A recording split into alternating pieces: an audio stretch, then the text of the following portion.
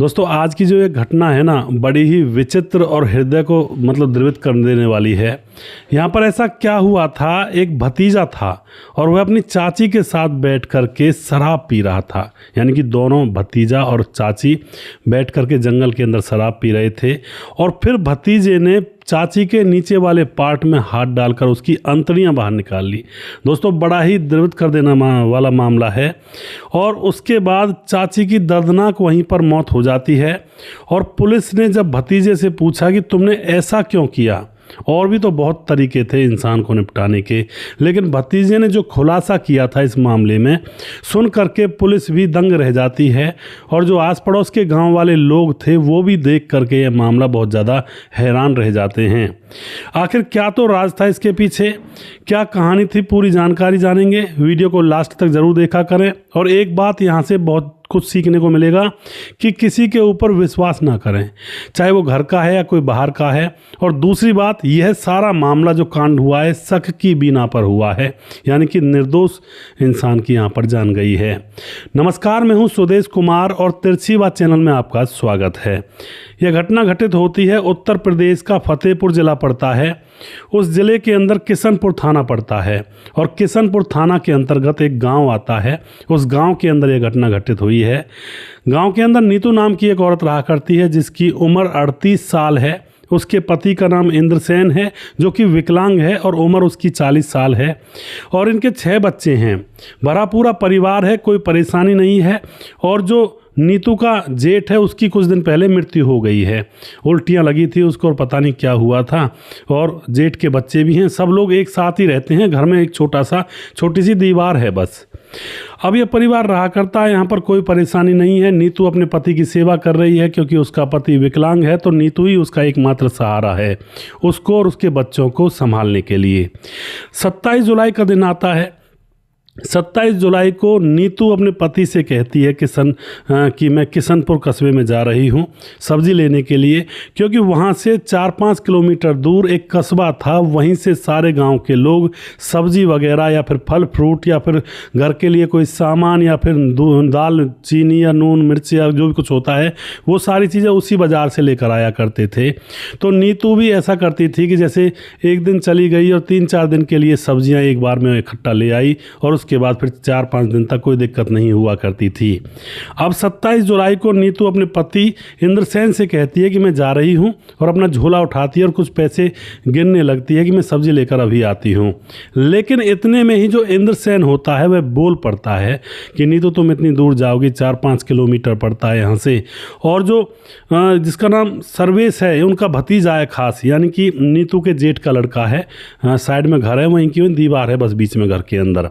तो ऐसा कर सर्वेश को अपने साथ ले जा। सर्वेश की उम्र 25 साल है और नीतू की उम्र 38 साल है। तो नीतू सोचती है कि हाँ ठीक है, सर्वेश को ले जाती हूँ। और उसके बाद सर्वेश को इंद्रसेन अपनी पत्नी नीतू के साथ सब्जी लेने के लिए किशनपुर कस्बे के अंदर भेज देता है। दोनों चाची भतीजे एक साथ सब्जी लेने के लिए चले जाते हैं। और उसके बाद दोस्तों 1 घंटा गुजरता है, 2 घंटा गुजर जाते हैं, 3 घंटे गुजर जाते हैं। और अब जो लड़का होता है सर्वेश वह तो वापस आ जाता है, उसके हाथ में सब्जियां लगी हुई थी और आकर के वह सब्जियां रख देता है। और उसका जो चाचा होता है इंद्रसेन, वो पूछता है कि तुम्हारी चाची नहीं आई। सर्वेश कहता है चाचा चाची तो पता नहीं कहीं और जगह जाकर सब्जी लेने लगी और फिर मैं घर की तरफ आ गया। अब वह सोचता है कि शायद थोड़ी बहुत देर के अंदर आ जाएगी और ठीक है भाई कोई दिक्कत नहीं है। पर अब उसके बाद 1-2 घंटे और गुजरते हैं, अभी भी जो नीतू होती है उसका कोई अता पता नहीं था, उसका फ़ोन भी स्विच ऑफ बोल रहा था। अब तो यहाँ पर पति की चिंता बढ़ने लगती है इंद्रसेन की। वह नीतू को ढूंढना चाहता है, वह अपने रिश्तेदारों के पास फ़ोन करता है, तुरंत रिश्तेदारों को बुलाया जाता है और इधर अपने भतीजे सर्वेश को भी साथ लेता है और गाड़ी में बैठ कर के ढूंढने के लिए अपनी पत्नी को उस किशनपुर कस्बे की तरफ निकल जाते हैं यह लोग। अब वहाँ जाकर पूरी मंडी में देखते हैं लेकिन कहीं भी नीतू का आता पता नहीं था। इधर उधर ढूंढा जाता है, सारी रिश्तेदारियों में पूछा जाता है लेकिन कहीं भी नीतू मिल ही नहीं रही थी। उसके बाद घर आ जाते हैं, फिर घर में भी गाँव में भी ढूंढते हैं लेकिन कहीं कोई अता पता नहीं था। और अब तो दोस्तों ये बहुत ज़्यादा परेशान हो जाते हैं। उसके बाद जब नहीं मिलती है तो फिर ये पुलिस थाने में जाते हैं गाड़ी को लेकर के और वहाँ जा कर के अपनी पत्नी की गुमशुदगी की रिपोर्ट दर्ज करवा देते हैं। पुलिस वाले FIR दर्ज करते हैं और उसके बाद पुलिस वाले मामले की छानबीन में जुट जाते हैं। लेकिन दोस्तों अगले ही दिन 27 जुलाई को नीतू जो गई थी सब्जी लेने के लिए 27 जुलाई, और अगले दिन 28 जुलाई को सुबह सुबह गांव के कुछ लोग अपने खेतों की तरफ काम धंधा करने के लिए निकल रहे थे। तभी दोस्तों गांव के किसी आदमी को जंगल के अंदर एक डेड बॉडी मिलती है और वो लाश इतनी भयावह थी, उसको देख करके वह एक बार तो घस खाकर ज़मीन पर गिर जाता है और फिर दौड़ करके गांव के अंदर आता है और गांव वालों को बताता है। दोस्तों वह उस बॉडी को पहचान चुका था। वह डेड बॉडी गांव की ही नीतू की थी जो कल से गायब थी। क्योंकि गांव में सभी लोग एक दूसरे को जानते हैं तो वह पहचान लेता है। गांव में हल्ला मच जाता है, पुलिस को बुलाया जाता है, पुलिस भी वहां पर मौके पर पहुंच जाती है और उसके बाद वहीं पर इंद्रसेन को भी बुलाया जाता है। इंद्रसेन जब वहां पर पहुंचता है तो अपनी पत्नी की हालत को देखकर वह एकदम से घस खाकर ज़मीन पर गिर जाता है।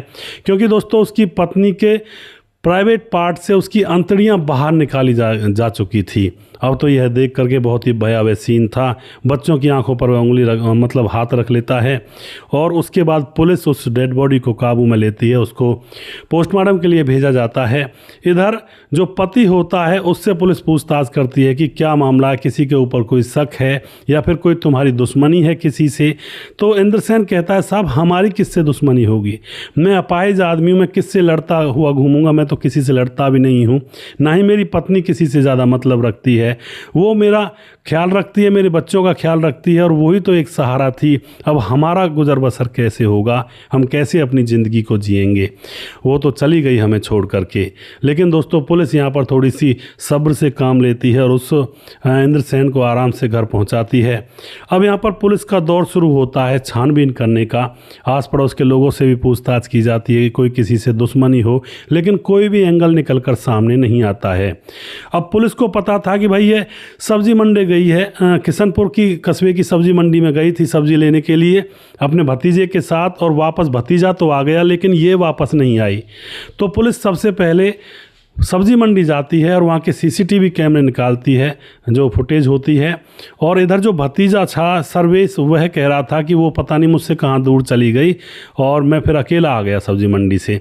अब जब पुलिस CCTV कैमरे की जो फुटेज होती है वो जब निकालती है तो उसमें साफ साफ दिखाई दे रहा था कि वह सर्वेश को छोड़कर कहीं नहीं गई थी। सर्वेश के साथ ही सब्जी लेकर के वापसी उसने की थी मंडी में से। और ऊपर से कुछ दुकानदारों से भी पूछताछ की जाती है पुलिस की, क्योंकि दुकानदार भी कुछ ऐसे थे जो उस औरत को जानते थे। क्योंकि जैसे कई बार जो ग्राहक डेली के होते हैं ना, तो सामान वगैरह कई बार उधारी कर देते हैं कि मैं कल दे जाऊंगी भैया, सामान इतना दे दो मुझे, पैसे अभी नहीं है इतने। तो कुछ दुकानदार जानते थे उस महिला को, और वह दुकानदार भी बताते हैं कि उनके साथ एक लड़का था और यह औरत आई थी हमारे यहाँ पर सब्जी लेकर गई है, और दोनों ही साथ गए थे। अब तो यहाँ पर सीधा सीधा शक सर्वेश के ऊपर पड़ जाता है और पुलिस तुरंत सर्वेश को हिरासत में ले लेती है। सर्वेश को हिरासत में लेने के बाद सख्ती से पूछताछ करती है कि बताओ तुमने ऐसा क्या किया। उसके बाद दोस्तों सर्वेश टूट जाता है और फिर सारी घटना सर्वेश पुलिस के सामने बयां करता है।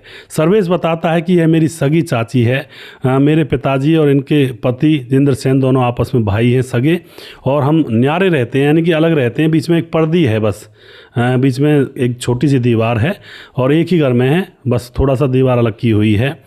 तो यह सर्वेश बताता है। सर्वेश से जब पुलिस पूछती है कि आखिर ऐसा क्यों हुआ, तुमने उसको क्यों मार डाला, क्योंकि पुलिस तो सीधा आरोप लगा देती है।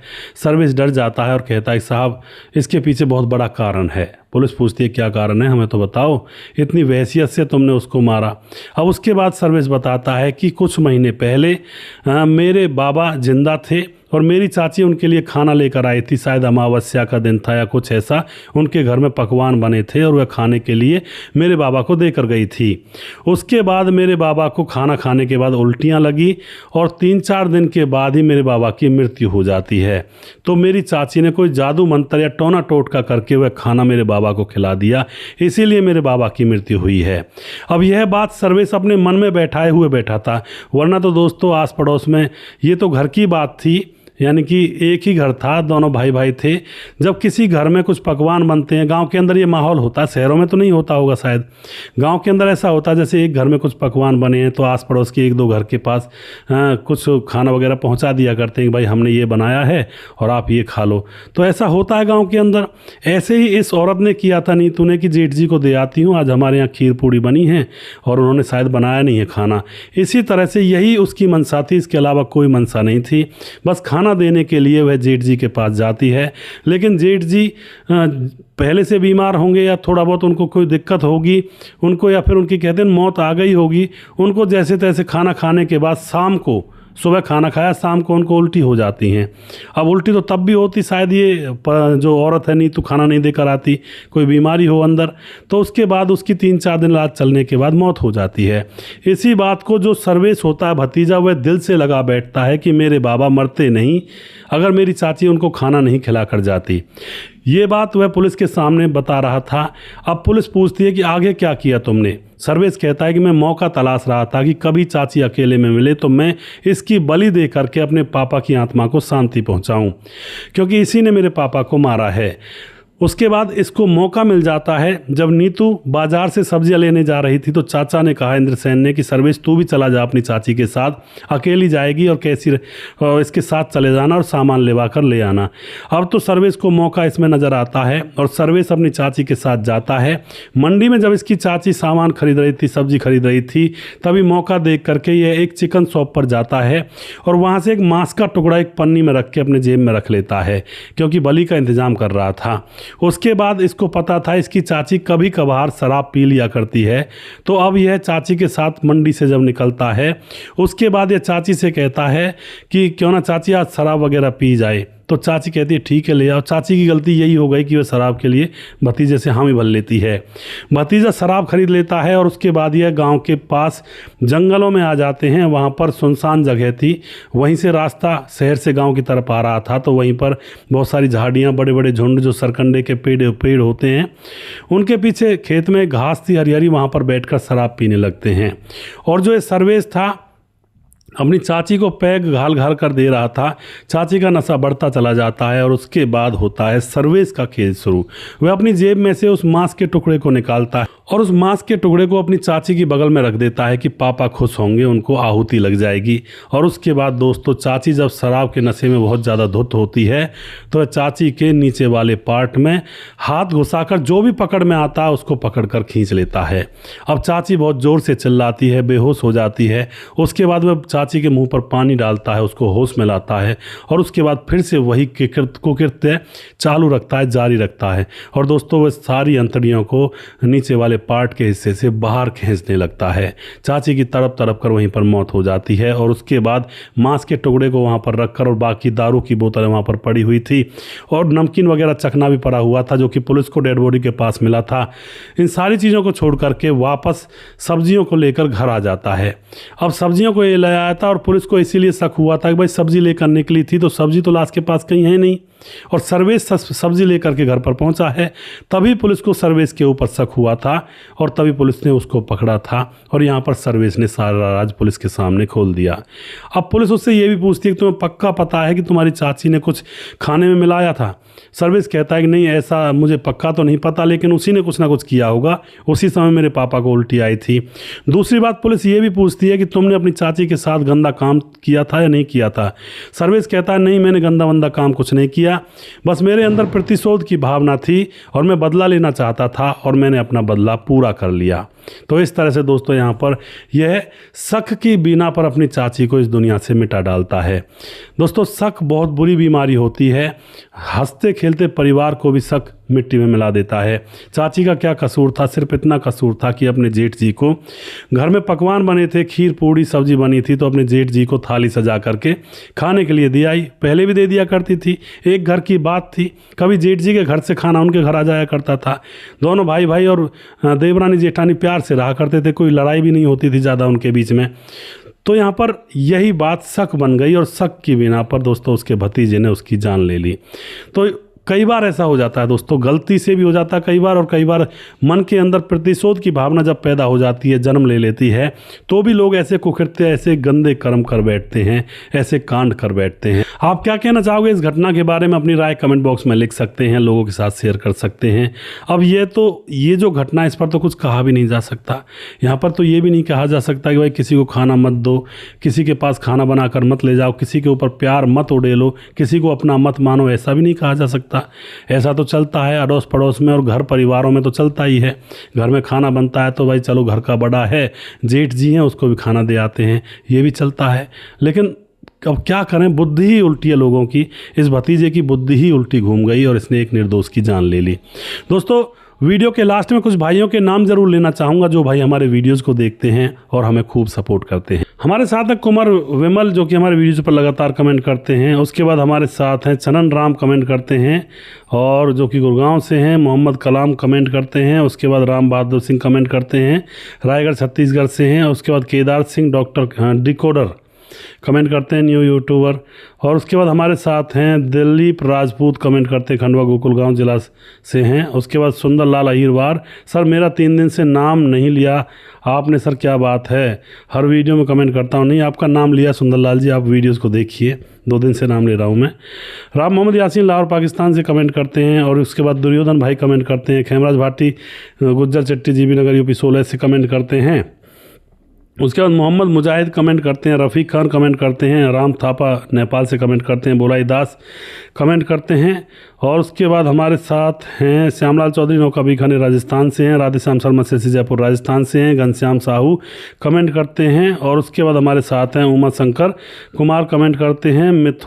मिथुन लोधी कमेंट करते हैं। और रंजीत सिंह कमेंट करते हैं। राधेश्याम शर्मा सिरसी जयपुर राजस्थान से दोबारा से। साहब सिंह जिला बिजनौर से। खेमराज भाटी कमेंट करते हैं।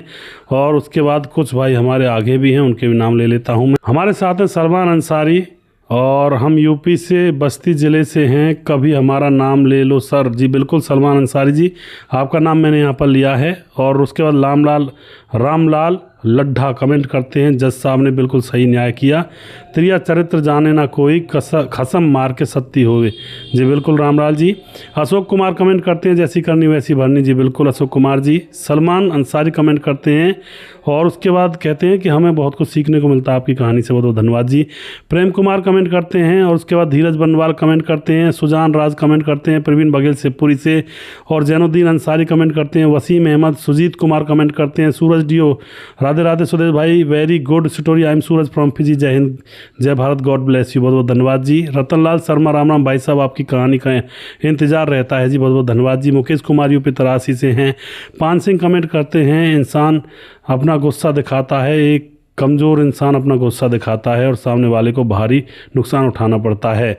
मोनू जैन कमेंट करते हैं। मुनमुन श्रीवास्तव जी कमेंट करते हैं, हम आपका सब वीडियो देखते हैं और बहुत ही अच्छा लगता है। जय श्री राम, बिहार 28 से हैं। बहुत बहुत धन्यवाद करते हैं सभी भाइयों का। और जो भाई रह गए हैं उनका नाम मैं अगली वीडियो में ज़रूर लूँगा। अगला वीडियो बहुत जल्दी फिर से लेकर आऊँगा, तब तक आप खुश रहें, सावधान रहें। जय हिंद, जय भारत।